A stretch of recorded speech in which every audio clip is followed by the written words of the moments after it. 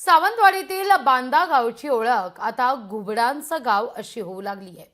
कारण बांधा या गावामध्ये तब्बल 8 प्रजातींच्या घुबडांची नोंद झाली आहे। पक्षी अभ्यासक प्रवीण सातोस्कर आणि त्यांच्या सहकार्यांनी या घुबडांच्या प्रजातींचा शोध लावला आहे।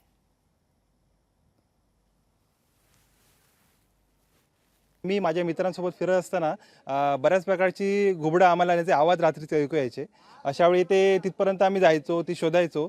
अशी आम्ही शोधता आम्हाला जवळपास 7 प्रकारची घुबडं आम्हाला मिळाली आणि त्याचे आम्ही आवाज रेकॉर्ड केले, त्याचे आम्ही फोटोज काढले।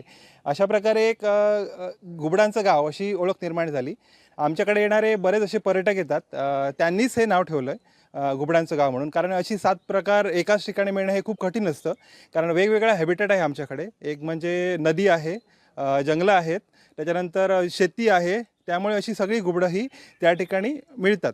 पक्षी पर्यटन खूप वाढलं आहे, त्याच्यामध्ये जर आपण हे जंगलं राखली, देवराया राखल्यात तर ही घुबडं वाचू शकतात आणि आपण ह्या पर्यटनासाठी खूप त्याचा उपयोग करून घेऊ शकतो। आमचं कोकण हे पर्यावरणाने समृद्ध असा हा भाग, जिथं बायोडायव्हर्सिटी जैवविविधतेने संपूर्ण असलेला हा भाग, जिथं प्राणी वनस्पती अशा खूप वेगवेगळ्या प्रकारच्या असलेला हा भाग।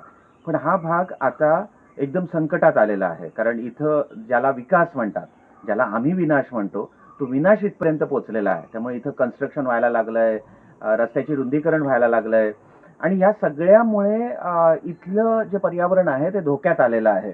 म्हणजे इथले जे इंडिजिनस प्राणी आहेत, वनस्पती आहेत, त्या सगळ्यांचे हॅबिटेट जे आहेत ते नाहीसे झालेले आहेत आणि याचे परिणाम, दूरगामी परिणाम या भागावरती होणार आहेत।